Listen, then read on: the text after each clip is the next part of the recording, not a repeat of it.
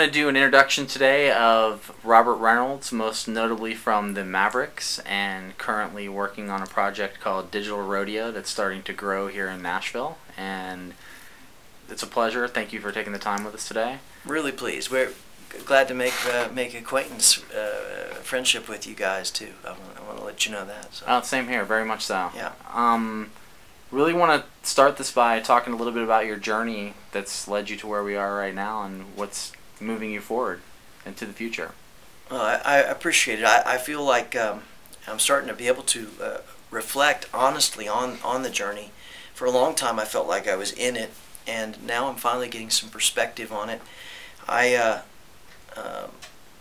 started like most people as a young fella that just responded to music. I imagine most musicians respond in a different kind of calling than the average listener. We were compelled to try to replicate the sounds we were hearing, and I had a house that wasn't filled with musicians, but it was filled with musical people that cared about music and wanted to hear it in their daily lives, but weren't playing instruments. So my mom had great music on her car radio and great records that I was always welcome to put on the stereo and listen to. And so I just had a really music-filled young life, and I think it was escapism.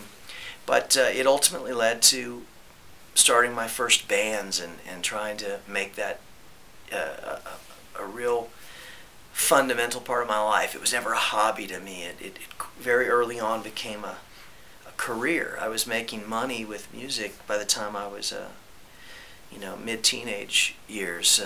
I was, instead of working at McDonald's, I'd play at the grand opening of a new McDonald's, That's great. Where friends of mine were working there flipping burgers. I found a way to get paid by McDonald's playing in the parking lot. So I always thought that was kind of a great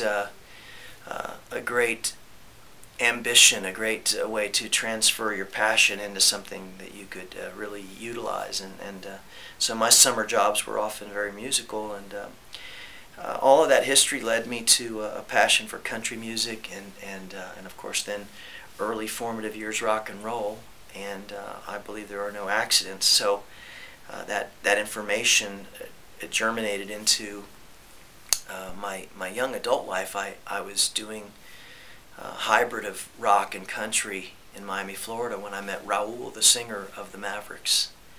And having already befriended Paul, the drummer, the then future drummer of the Mavericks, between the three of us we really had a very clear idea about the future of country music and how it could come from very disparate places in the world.